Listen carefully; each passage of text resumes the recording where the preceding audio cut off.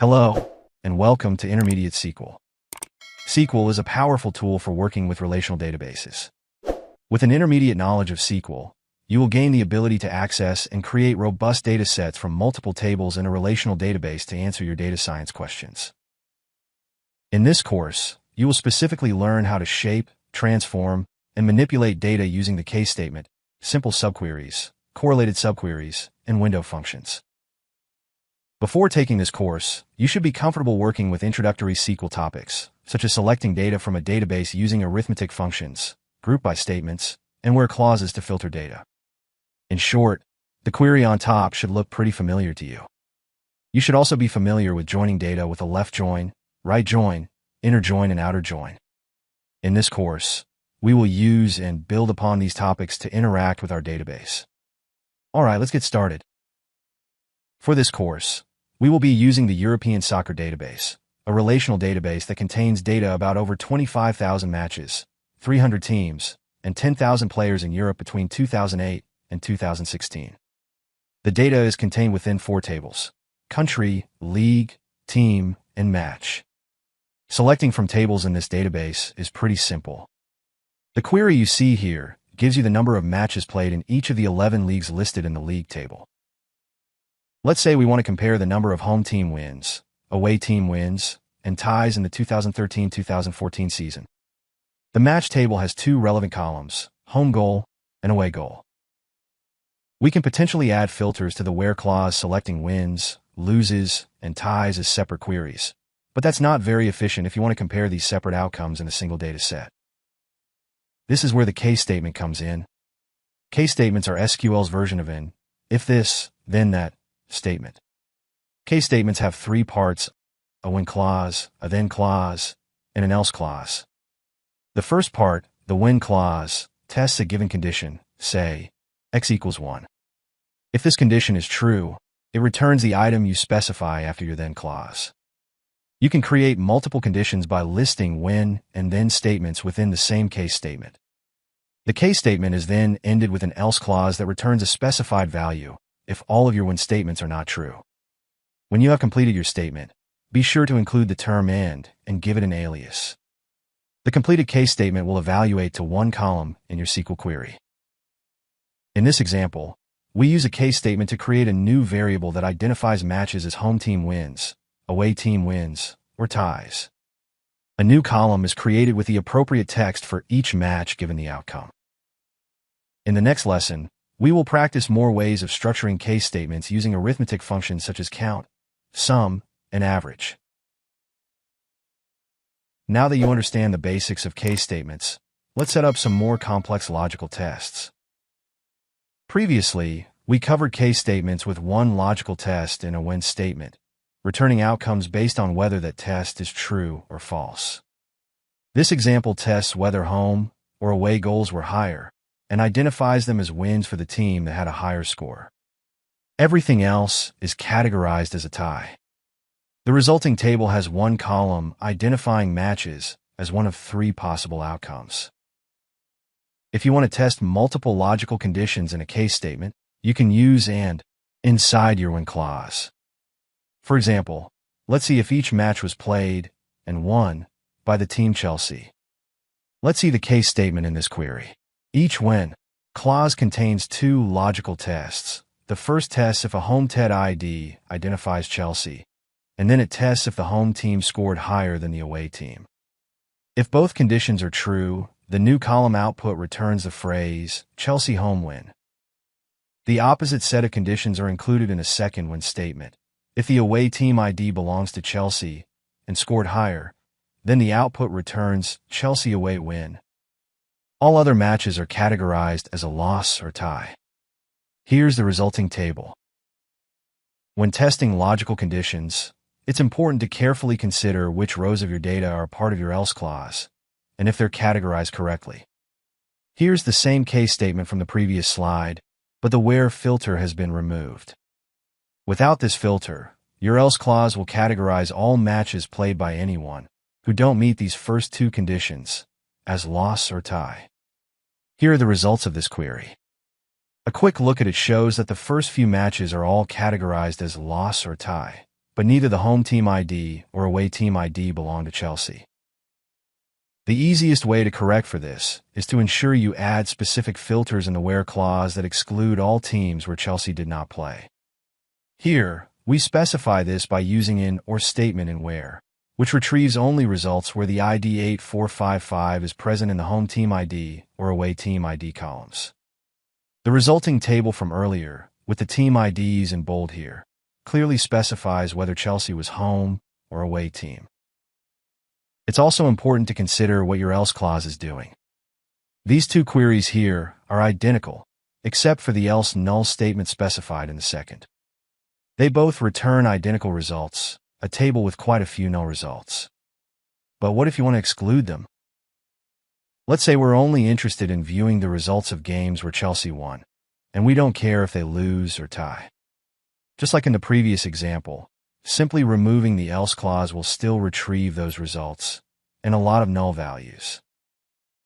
To correct for this, you can treat the entire case statement as a column to filter by in your where clause, just like any other column. In order to filter a query by a case statement, you include the entire case statement except its alias in where. You then specify what you want to include or exclude.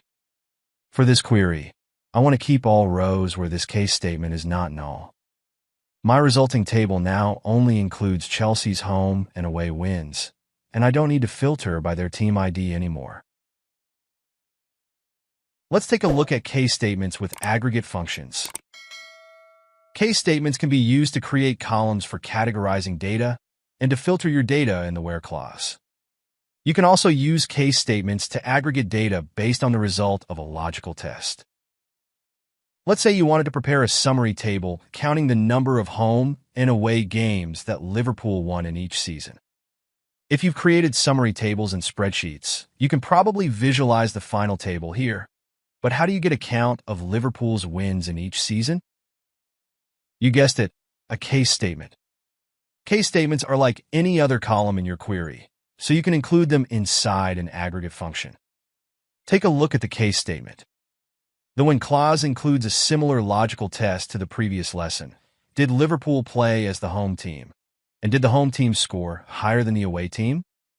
The difference begins in your then clause. Instead of returning a string of text, you return the column identifying the unique match ID. When this case statement is inside the count function, it counts every ID returned by this case statement. You then add a second case statement for the away team and group the query by the season. When counting information in a case statement, you can return anything you'd like, a number, a string of text, or any column in the table. SQL is counting the number of rows returned by the case statement. Similarly, you can use the sum function to calculate a total of any value. Let's say we're interested in the number of home and away goals that Liverpool scored in each season. This is fairly simple to set up. If the home team ID is Liverpool's, return the home goal value. The else condition is assumed to be null, so the query returns the total home goals scored by Liverpool in each season. You can also use the average function with case in two key ways. First, you can calculate an average of data. You can do this using case in the exact same way you use the sum function.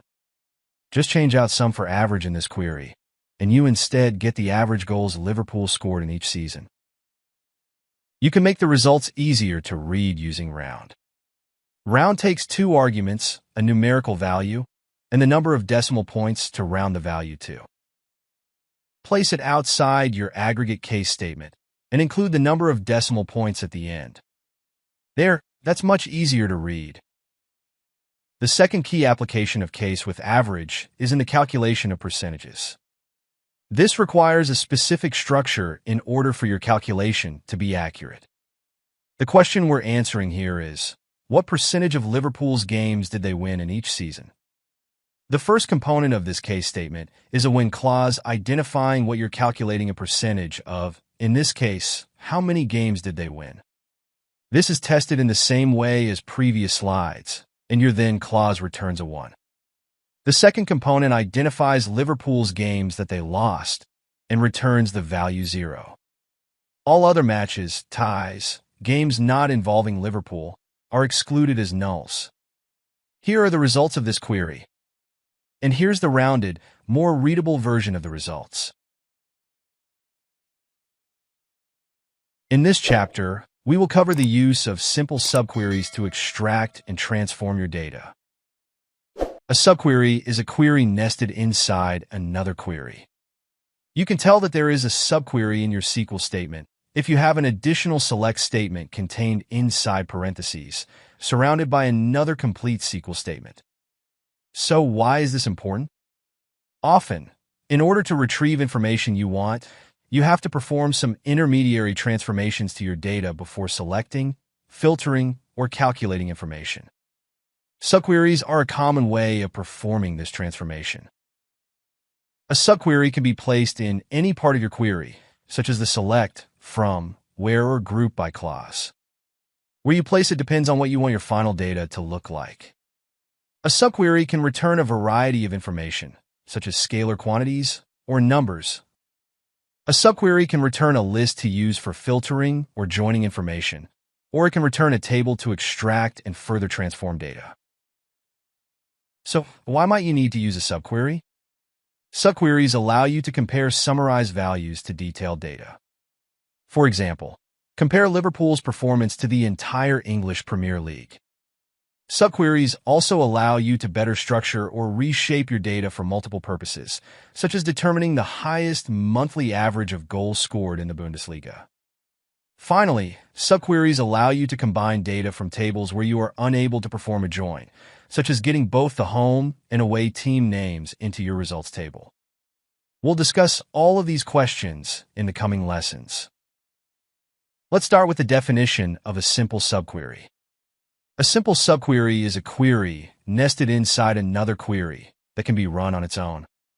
The example you see here has a subquery in the where clause. If you copy the entire inner query, select the average home goal from the match table, you can run it on its own and get a result.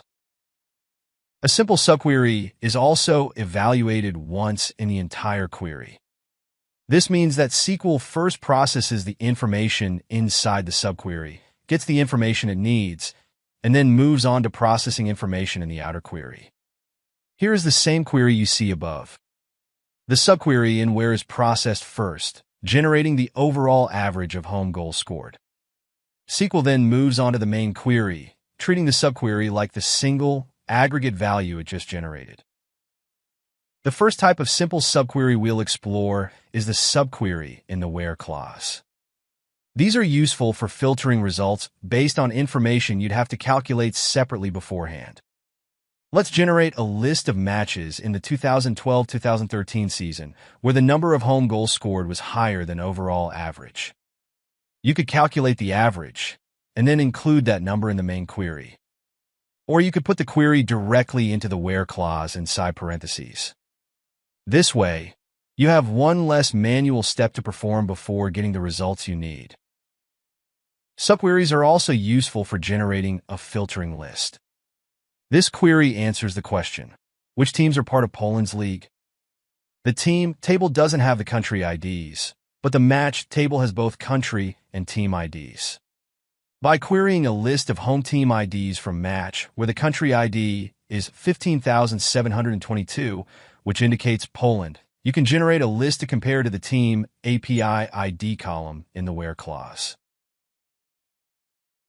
You're really getting the hang of using subqueries. In this lesson, we will cover the use of subqueries in your from statement. You probably noticed that subqueries in where can only return a single column. But what if you want to return a more complex set of results? Subqueries in the from statement are a robust tool for restructuring and transforming your data.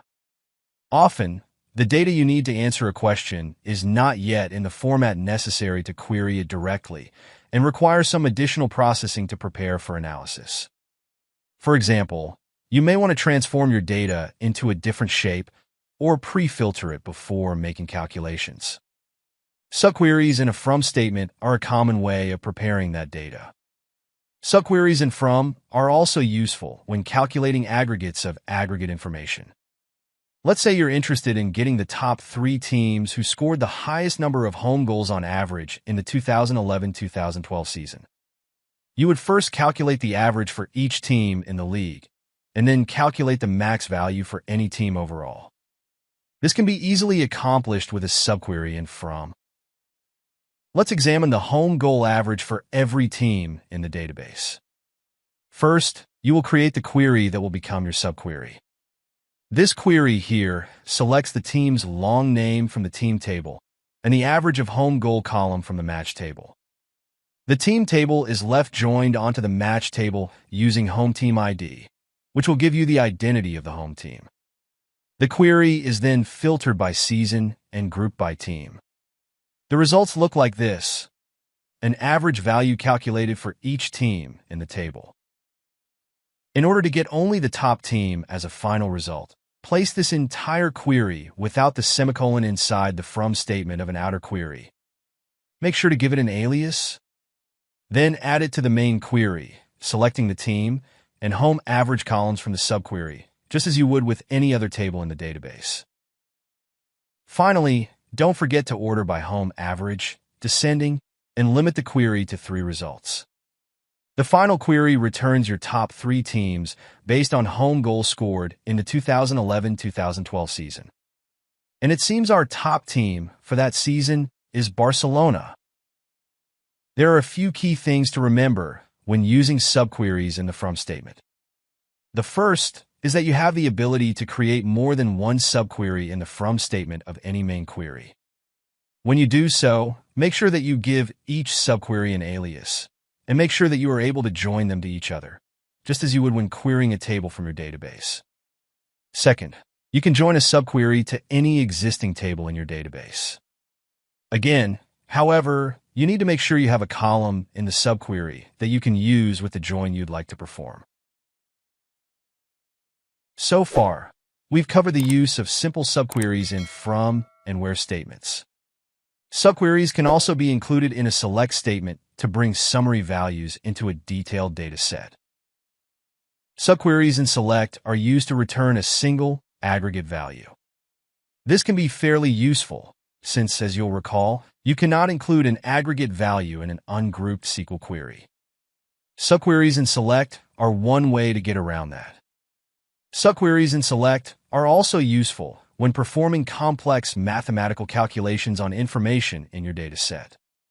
For example, you may want to see how much an individual score deviates from an average. Say, how higher than the average is this individual score? Including a subquery in select is fairly simple and is set up the same way you set up subqueries in the where and from clauses.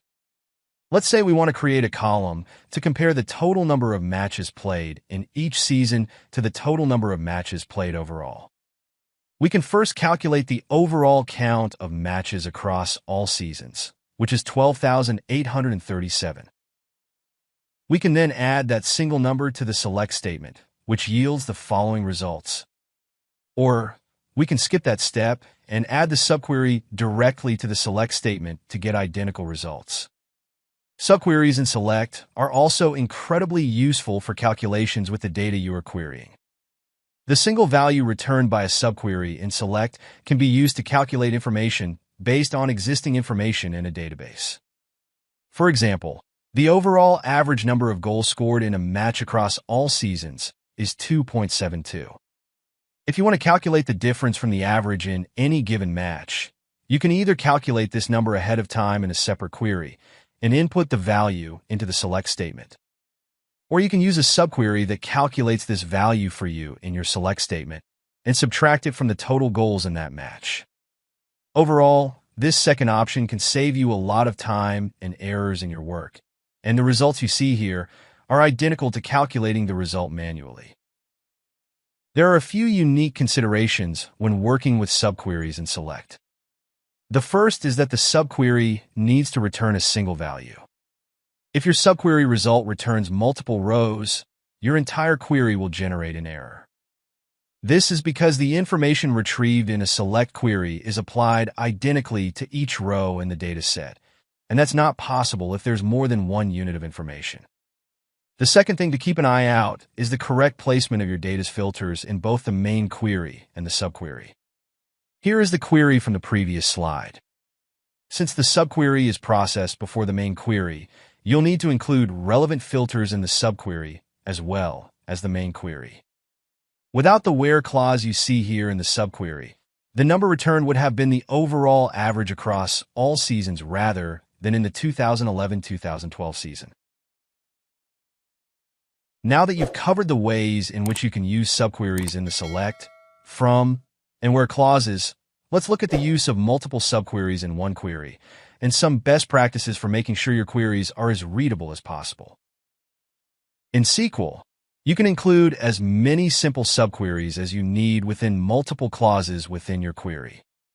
However, your queries can quickly become long and difficult to read.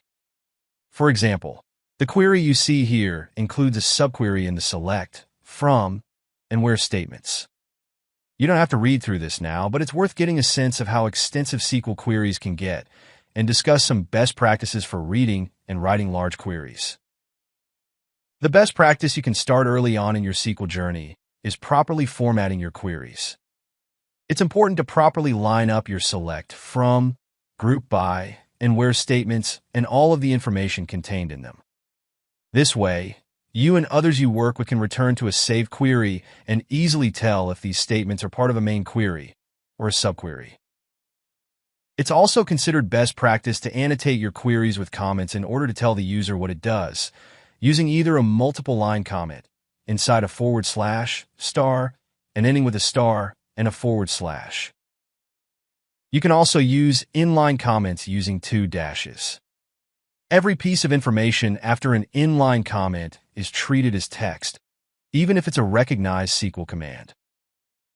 Additionally, make sure that you properly indent all information contained within a subquery.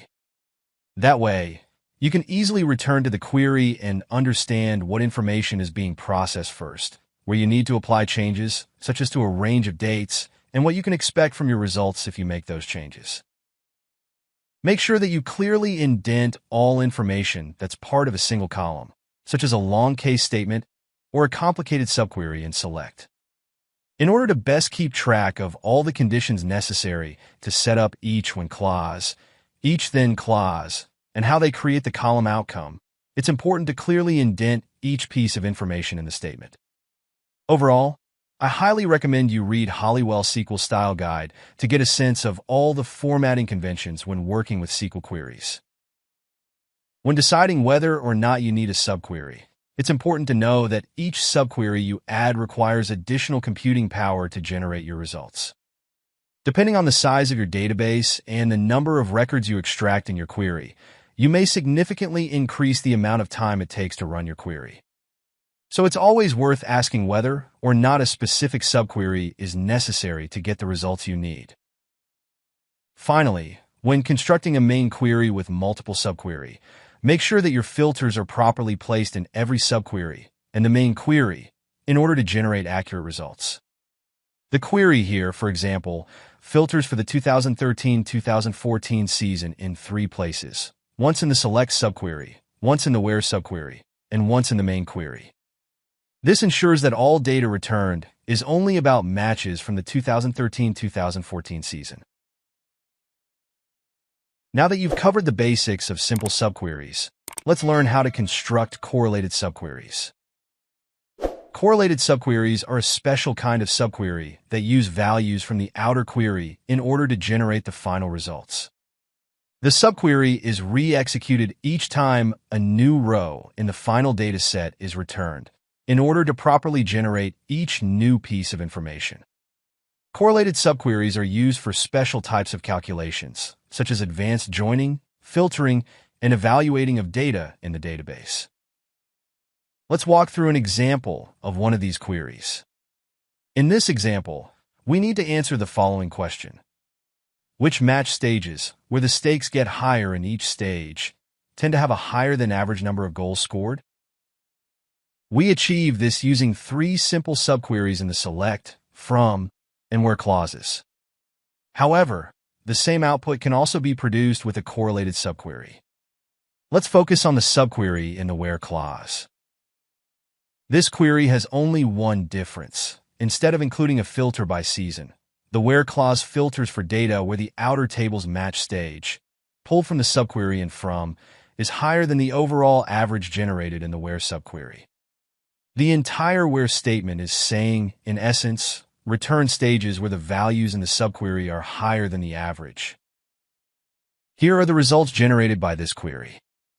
This may seem a bit complicated, but with a few more examples and a bit of practice, you will start to get the hang of how useful correlated subqueries can be. Let's quickly walk through some key differences between simple and correlated subqueries.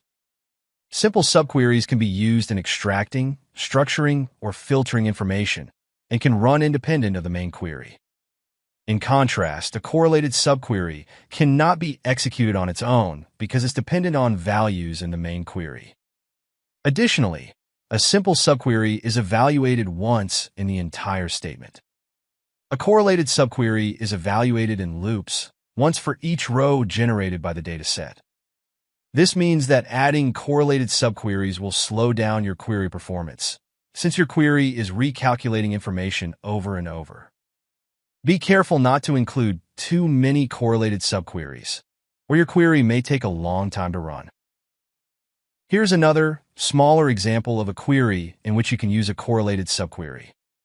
Let's answer the question, what is the average number of goals scored in each country across all match seasons? This isn't an easy enough question, right? You simply join the match table to the country table on the country's ID, and extract the country's name, take an average of the goals scored, and group the entire query by the country's name, yielding one row with an average value per country. A correlated subquery can be used here in lieu of a join. Take a look at the outer query first. The name of the country is selected from the country table, aliased as C. The second column selected is a scalar subquery, selecting the average total goals scored across all seasons from the match table. You'll notice that the where clause asks SQL to return values where the inner match table's country ID column matches the C.ID column in the outer query's country table. This way, the entire join is replaced, and the results are identical. Building on the previous lesson, another important type of subquery to learn is the nested subquery. Nested subqueries are exactly as they sound, subqueries nested inside other subqueries. As you saw in the previous chapter, information in a database is often not in the format you need to answer a question. Some types of questions you answer may require multiple layers of transformation and filtering of data before you extracting it into the main query. Let's start with an example. The query you see here is similar to a previous lesson where we selected the average number of goals scored in a match within each country and compared it to the overall average using a subquery in select. This third column calculates the difference between each country and the overall average. The resulting table looks like this, with one row for each country and one column for each of the two calculations. Let's answer a similar question with an additional layer. How does each month's total goals differ from the monthly average of goals scored? The query here, similar to the previous one, answers this question. Let's take some time to walk through the necessary steps to get this result. The subquery logic reads like this. First, select the sum of goals scored in each month. The month is queried using the extract function from the date. Here are the results of that first, inner subquery, which includes results from months 1 through 12.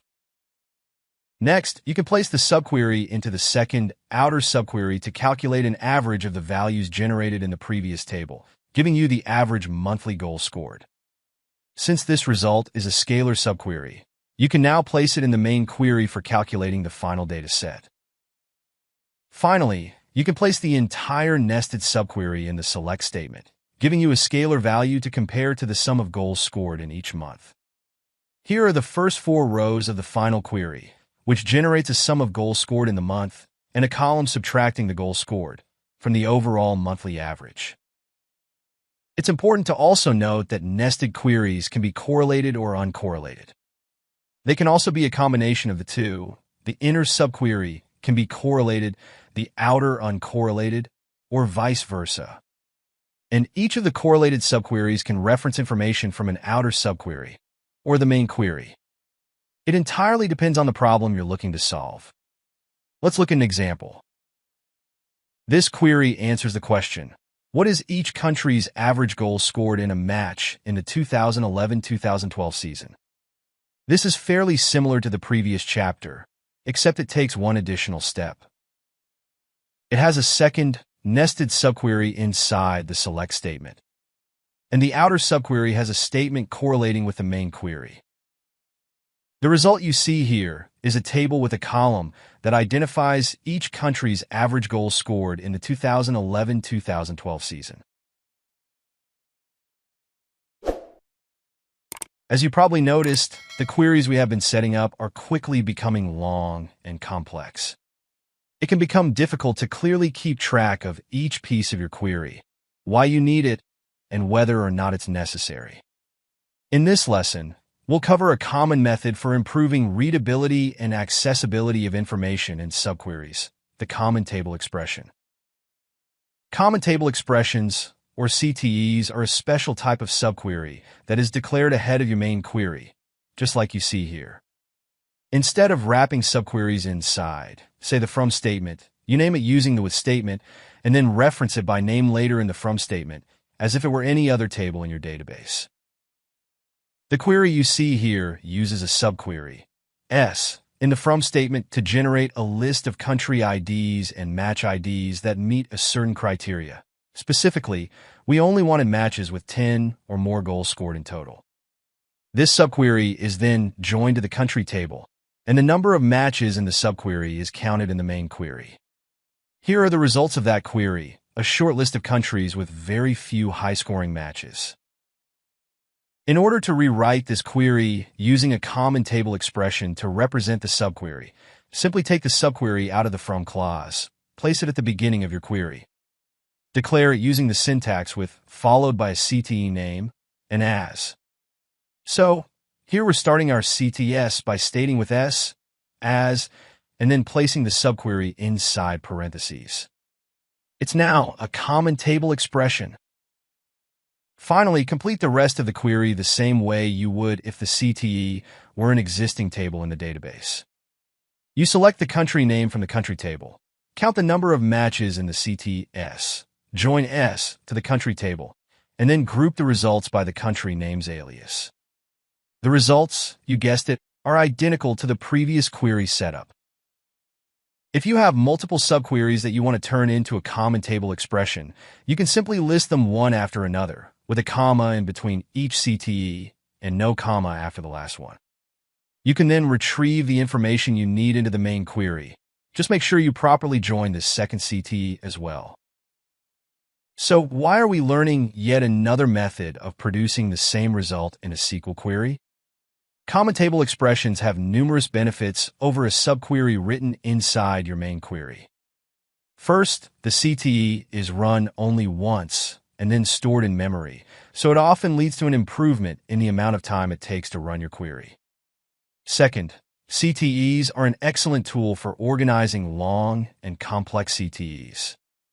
You can declare as many CTEs as you need, one after another. You can also reference information in CTEs declared earlier. For example, if you have 3 CTEs in a query, your third CTE can retrieve information from the first and second CTE. Finally, a CTE can reference itself in a special kind of table called a recursive CTE. We'll briefly discuss some more advanced applications of CTEs in the next lesson. At this point in the course, you're probably wondering why we're covering so many different methods of performing similar tasks. That's a great question. The simplest answer is that yes, there is a lot of overlap between use cases for joins, subqueries, and common table expressions. Many questions that you answer can use these techniques interchangeably without sacrificing query runtime or the accuracy of your output. But these techniques are not identical. Let's take a minute to compare the techniques we've been using in this and the previous chapter. Joins allow you to directly combine information from two or more tables, and on their own, are mostly limited to simple combinations and aggregations of tables already present in your database. A correlated subquery allows you to combine information between a subquery and a table or another subquery. These help you simplify your syntax and circumvent the limits of a join, namely, that you can't join two separate columns in one table to a single column in another at a time. We saw this in the match table, where you can't retrieve the team name from the team table for both the home and away teams at the same time. A correlated query can solve that problem. However, it's important to remember that correlated subqueries take a long time to process and will slow down your query performance. Multiple and nested subqueries are useful when your data requires multi-step transformations before it's in the form you need for your final query. Breaking down the steps of your query process allows for better accuracy and reproducibility in your work. Finally, common table expressions allow you to organize your subqueries sequentially by declaring them at the beginning of your query. Since CTEs are processed one at a time before your main query, you can reference information from a CTE created earlier, thus serving as an alternative to nested subqueries. So which one do you use?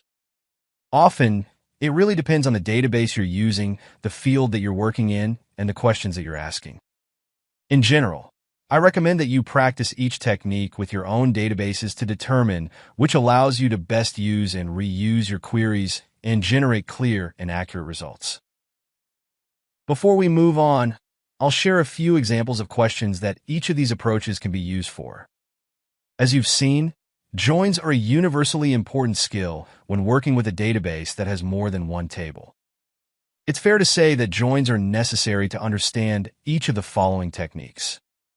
Correlated subqueries are great for matching data from different columns in one or more tables, such as determining who each employee's immediate supervisor is.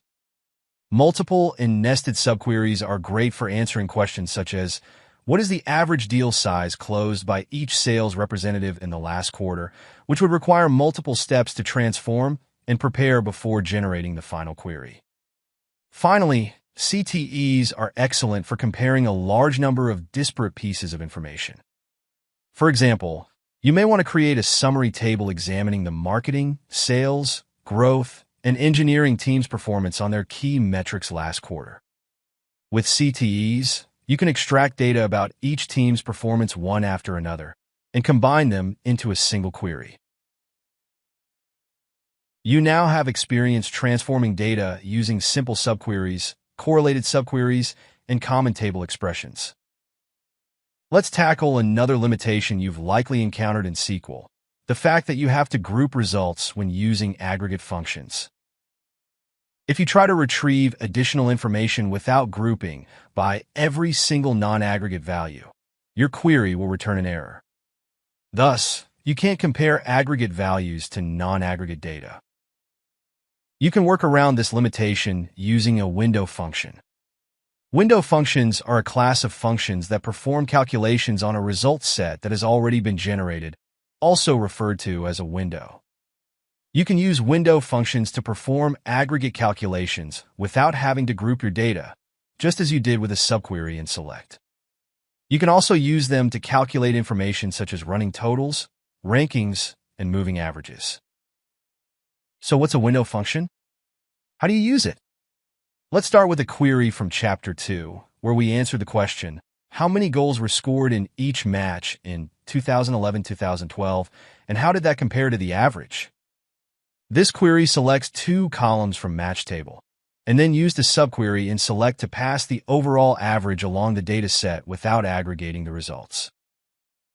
The same results can be generated using the clause common to all window functions, the over clause. Instead of writing a subquery, calculate the average of home goal and away goal, and follow it with the over clause. This clause tells SQL to pass this aggregate value over this existing results set. The results are identical to the previous statement that used a subquery in Select with a simpler syntax and faster processing time. Another simple type of column you can generate with a window function is a rank. A rank simply creates a column numbering your data set from highest to lowest, or lowest to highest, based on a column that you specify. Let's take the same query as the previous example, without the window function, and use it to answer the question, what is the rank of matches based on the number of goals scored? We can answer this using the rank window function. In order to set this up, let's add a new column and select as you see here. To create the rank, you start with the rank function, using parentheses, followed by the over clause. Inside the over clause, include the order by clause and the column or columns you want to use to generate the rank. By default, the rank function orders the results and ranking from smallest to largest values. In the case of our data set here, this isn't particularly informative. You can easily correct this by adding the descending function to reverse the order of the rank, just as you would if you were using order by at the end of your query. You'll notice that the rank function automatically ties identical values, such as the first two results, and then skips the next value in the rank. There are a few key considerations when using window functions. First, window functions are processed after the entire query except the final order by statement. Thus, the window function uses the result set to calculate information, as opposed to using the database directly. Second, it's important to know that window functions are available in PostgreSQL, Oracle, MySQL, but not in SQLite. The real bread and butter of window functions that differentiates them from subqueries and select are in the functions you can add within the over clause. One important statement you can add to your over clause is partition by. A partition allows you to calculate separate values for different categories established in a partition. This is one way to calculate different aggregate values within one column of data and pass them down a data set, instead of having to calculate them in different columns. The syntax for a partition is fairly simple. Just like before, use an aggregate function to compute a calculation, such as the average of the home goal column.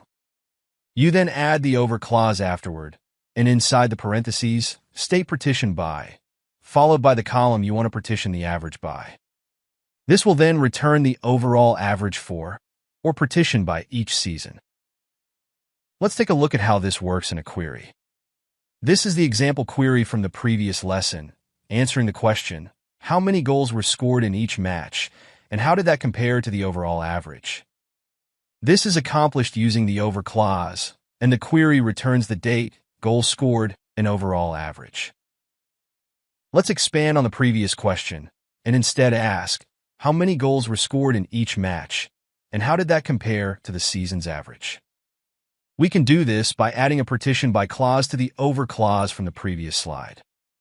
Specifying partition by season returns each season's average on each row in accordance to the season that each record belongs to.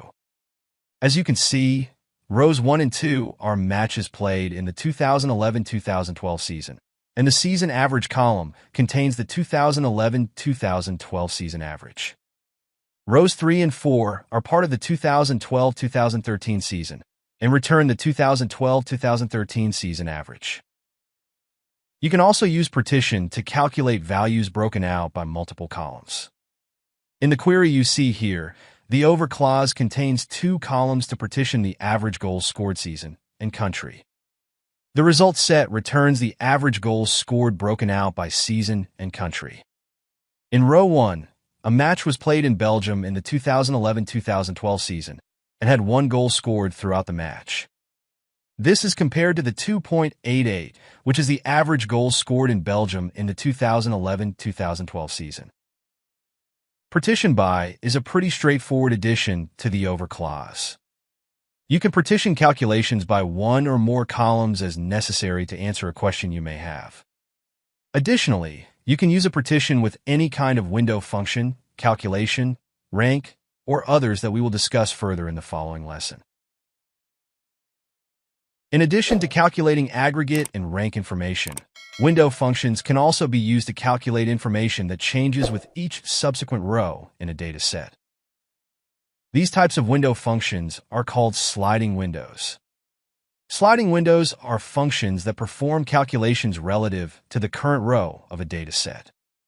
You can use sliding windows to calculate a wide variety of information that aggregates one row at a time down your data set, running totals, sums, counts, and averages in any order you need. A sliding window calculation can also be partitioned by one or more columns, just like a non-sliding window. A sliding window function contains specific functions within the over clause to specify the data you want to use in your calculations. The general syntax looks like this. You use the phrase rows between to indicate that you plan on slicing information in your window function for each row in the data set, and then you specify the starting and finishing point of the calculation. For the start and finish in your rows between statement, you can specify a number of keywords as shown here. Preceding and following are used to specify the number of rows before or after the current row that you want to include in a calculation. Unbounded preceding and unbounded following tell SQL that you want to include every row since the beginning or the end of the data set in your calculations.